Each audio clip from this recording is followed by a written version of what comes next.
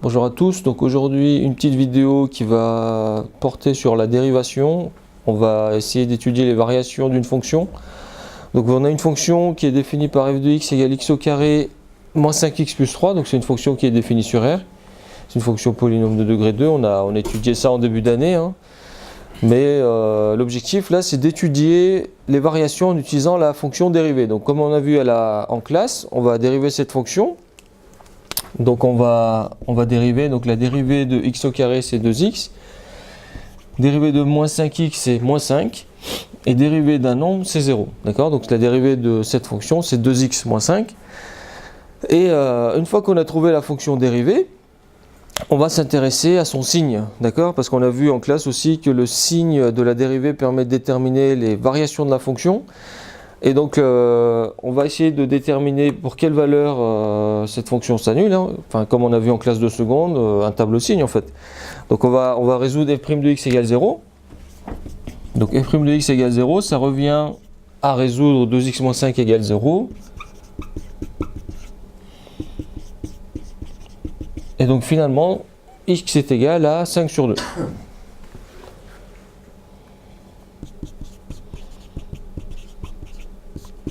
D'accord, donc là on a obtenu la valeur pour laquelle cette fonction va s'annuler. Donc en fait c'est une fonction qui est affine, 2x moins 5. On a ici le a du ax plus b. Et donc en fait selon le signe de a, la fonction va être soit croissante, soit décroissante. Donc on voit qu'ici que a égale à 2, donc la fonction affine va être croissante. Donc c'est une fonction qui monte et qui va s'annuler en 5 sur 2. D'accord, donc avant, sous l'axe des abscisses, d'accord, donc on a que sur cet intervalle-là, cette fonction est négative, jusqu'à 5 demi. Ensuite, de 5 demi jusqu'à plus l'infini, donc la fonction va être positive. Donc là, on a déterminé le signe de la fonction. On va faire un tableau de signes, puis qui va inclure le tableau de variation de la fonction, f. D'accord, puisqu'on varie sur R, donc on met bien moins l'infini plus l'infini, c'est une fonction qui s'annule à 5 sur 2. Et donc là on a le signe de f'. Donc on sait qu'elle s'annule à 5 sur 2. Avant 5 sur 2 je suis négatif, donc je mets le signe moins. Et après 5 sur 2 je suis de signe plus, donc je mets plus. Une fois que j'ai déterminé le signe de ma dérivée, il suffit que je rajoute la ligne variation de f. D'accord, je vous rappelle que c'est l'objectif de l'exercice, c'est de déterminer les variations de la fonction f. Et donc là, qu'est-ce que je sais? Je sais que quand ma dérivée est négative, ma fonction est décroissante. Et quand ma dérivée est positive, ma fonction est croissante. D'accord, là j'ai déterminé les variations de ma fonction. Je peux m'arrêter là, mais je vois une valeur ici qui est un extrémum. Cette fonction en fait admet un minimum. Et c'est l'image de 5 sur 2. D'accord, donc c'est f de 5 sur 2. On peut la calculer cette valeur. D'accord, on va la calculer d'ailleurs, donc c'est l'image de 5 sur 2. Il suffit juste de remplacer x par 5 sur 2 et de déterminer le minimum en question. D'accord, donc on remplace, donc ça va nous donner 5 sur 2 au carré, moins 5 fois 5 sur 2, plus 3.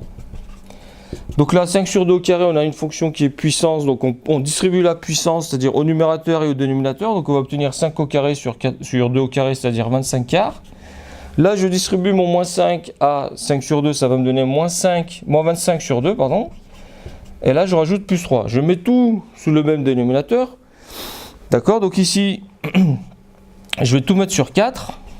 D'accord, donc je multiplie par 2 en haut et en bas, donc ça va me donner moins 50 quarts.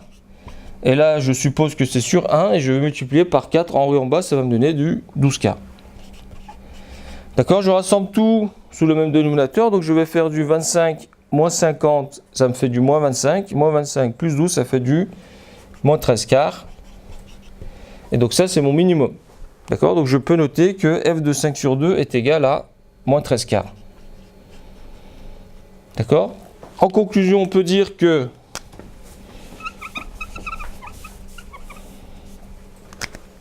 d'accord, f est décroissante sur l'intervalle moins l'infini 5 sur 2. D'accord.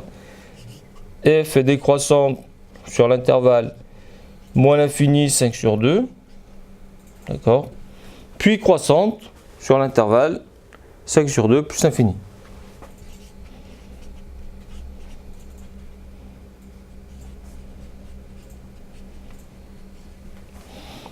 Je vous remercie pour cette écoute. Bonne journée.